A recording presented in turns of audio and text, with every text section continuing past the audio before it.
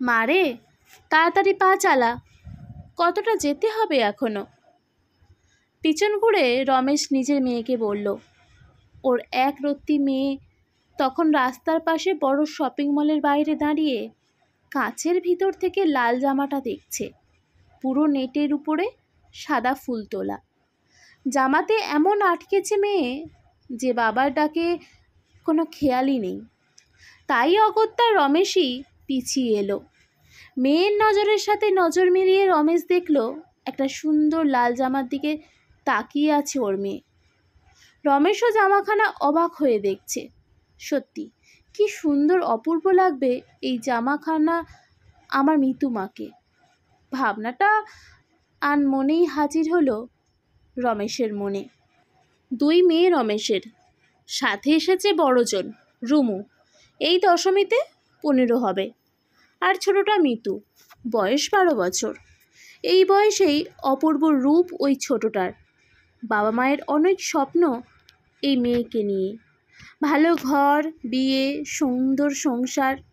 তাই তো এই অভাবেও ওর যত্নের কোনো ত্রুটি রাখেনি রমেশ আর তার বউ মায়া। সুন্দরকে যত্নে রাখতে গিয়ে বড়টার দিকে একটু কমই নজর দেওয়া হয় ওদের। আসলে রুমু ছোট থেকেই এই রুগ্ন, গায়ের রঙটাও খুব খারাপ। ওকে কালো বলা যায় না, যেমন ফর্সাও নয়, কেমন তামাটে রং। তার উপরে গায়ের চামড়াতে ছোট থেকেই সমস্যা ওর। যতটা সম্ভব পেরেছে রমেশ ডাক্তার বুদ্ধি করেছে, কিন্তু সত্যি কোনো লাভ হয়নি, বরং বেড়েই চলেছে সেই সব। এখন থেকেই ওদের চিন্তা মেয়ের বিয়ে নিয়ে। এই মেয়ের বিয়ে যে হবে না সেটা রমেশ আর ওর বউ ভালোই জানে। মেয়েটাকে যে নিজের পায়ে দাঁড় করাবে, তার জন্য পড়াশোনা করাবে, সেটাও ওদের মতন গরিব ঘরে এক প্রকার বিলাসিতা। বিভিন্ন পুজোতে ঢাক বাজিয়ে সংসার চলে রমেশের। কত কষ্টের তা কেবল রমেশই জানে। ও বাবা, দেখো জামাটা কি সুন্দর। কলকাতার কত বড় প্যান্ডেলে বায়না পেলে আজ তুমি, দাও না কিনে। তোমার সাথে প্যান্ডেলে যখন ঢাক বাজাতে যাব তখন পরব। মেয়ের কথা শুনে খুব খারাপ লাগলো রমেশের। ওরকম লাল রং সত্যি রুমুকে মানাবে না, কিন্তু মুখে কিছু বলল না। এই মেয়েটাই বড় প্রিয় রমেশের। ঢাক বাজানো যে সময় থাকে না, সেই সময় রমেশ লোকাল ট্রেনে বাদাম বিক্রি করে, আবার লোকের বাড়ি বাগান, পুকুর এসবও পরিষ্কার করে। যখন যেমন হয় করে। বাড়ি ফিরে যখন ক্লান্ত হয়ে যায়, এই মেয়েটাই মুখের সামনে জলমুড়ি ধরে রমেশের। খুব চিন্তা হয় এই মেয়েকে নিয়ে, কি হবে ওর ভবিষ্যৎ। পড়াশোনা করাতে পারেনি বলে রমেশ রুমুর হাতে ঢাকের কাঠি তুলে দিয়েছে। তালও আছে ওর মধ্যে, তাই তো আজকাল সাথে সাথেই নিয়ে যায় ওকে। পেট চালানোর অন্তত একটা রাস্তা খোলা থাক। ও বাবা, কি ভাবছো, চলো না, জামাটা কিনে দেবে। মেয়ের গলায় এত কাকুতি আগে কখনো দেখেনি রমেশ। ওর বউ মায়া বরাবরই ছোট ঘেঁষা। বড় মাছ, দুধ সবটাই মিতুর জন্য বরাদ্দ থাকে। রমেশও এঁটে উঠতে পারে না মায়ার এক চোখামির সাথে।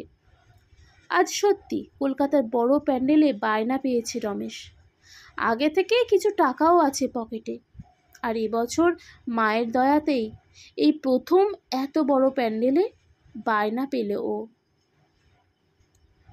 সেসব ভেবে মুহূর্তের এক ঝলক খুশির হাওয়া বয়ে গেল রমেশের মনে। খুশি হয়েই মেয়েকে বলল, চল তোকে আর বোনকে দুটো জামা কিনে দিই। সাথে সাথে রুমু বলল, আমি কিন্তু এটাই নেব। হেসে ফেলল রমেশ।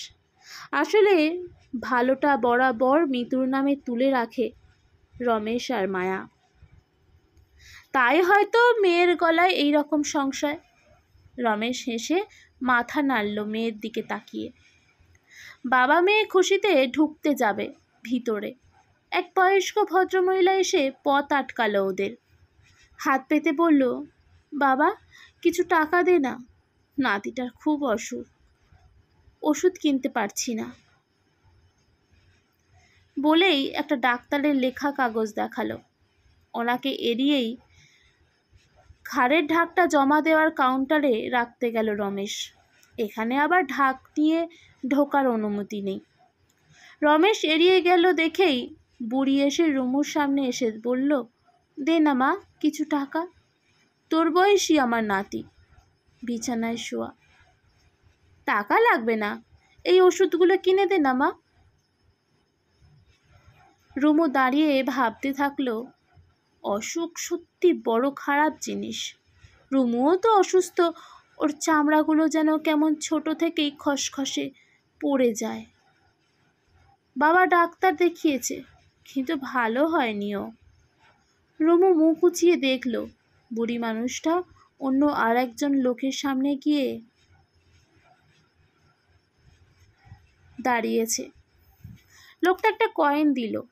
রুমু ভাবলো মনে মনে, এরা তো কত বড়লোক, কি হয় ওষুধগুলো কিনে দিলে।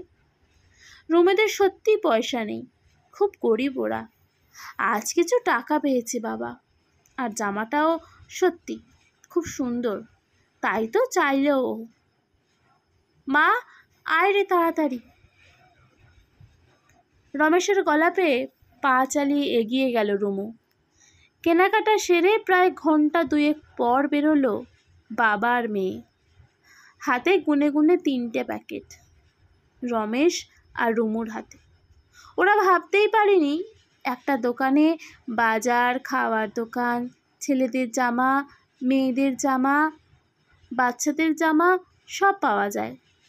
কদিন আগে মল্লিক বাড়ির বাগান ঘর, 3তলা বাড়ির আনাচে কানাচে সব পরিষ্কার করে ভালো টাকা পেয়েছিল রমেশ। তারও আগে ঘোষদের পুকুর পরিষ্কার করেছিল। পরপর টাকাগুলো পেয়েই রমেশ ঠিক করে রেখেছিল এইবার মেয়ে দুটোকে নতুন জামা কিনে দেবে। কিন্তু এখানে এসে নিজের একটা গেঞ্জি আর বউয়ের একটা শাড়িও কিনে নিল রমেশ। বহু বছর পর পুজোয় নতুন জামা কাপড়ের গন্ধ পেল রমেশের পরিবার। শুধু এই পাগড়িটাকে নিয়ে আর পারে না রমেশ। ঢাকটা কাউন্টার থেকে নিয়েই রমেশ দেখল রুমু আইসক্রিমের দোকানের সামনে দাঁড়িয়ে আছে।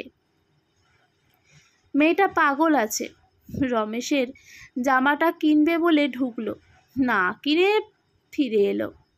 বলল সামনে থেকে পছন্দ হচ্ছে না। ওর টাকাটা যত্ন করে রেখে দিয়েছে রমেশ, গ্রামের সজলের দোকান থেকেই কিনে দেবে ওকে। এখানকার সব জামায় খুব চকচকে আর সিল্ক মেশানো, ওর গায়ে সইতো না সেই জামা। ডাক্তার ওকে সুতি ছাড়া পরতেও না করেছে। বাবা আইসক্রিম খাবো, রুমু ডাকলো দূর থেকে রমেশকে। রমেশ গিয়ে আইসক্রিম কিনে দিতেই খেতে শুরু করলো রুমু। খাচ্ছে আর এদিক ওদিক তাকাচ্ছে। রমেশ একবার দুবার ধমক দিলেও শান্ত হয়ে দাঁড়ালো না রুমু। হঠাৎ রুমু বলল, বাবা আমাকে জামা কেনার টাকা দেবে না? রমেশ অবাক হয়ে তাকাতেই দেখল মেয়ের চোখে মুখে খুশি, কিছু খুঁজে পাওয়ার খুশি। রমেশ বুঝল ওর পাগল মেয়ের আবার কোনো জামা পছন্দ হয়েছে।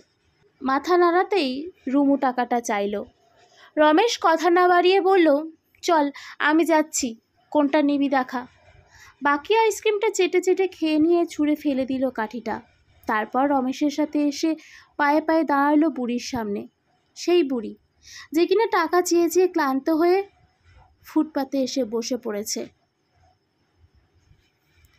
রুমু বলল, বাবা আমার টাকাটা ঠাম্মাকে দিয়ে দাও, ওর নাতিটার খুব অসুখ, আমি জানি অসুখের কত কষ্ট। মাথা উঁচিয়ে তাকালো বুড়ি। রুমু আর রমেশকে দেখে উঠে দাঁড়ালো। রুমুর দিকে তাকিয়ে বলল, কেউ দেয়নি টাকা, জানিস মা, কেউ দেয়নি। দেখ সবাই কত কিছু কিনছে, কি হয় কটা টাকা বুড়িটাকে দিলে? আমি তো বলছি টাকা লাগবে না, ওই তো দোকান, কিনে দিক।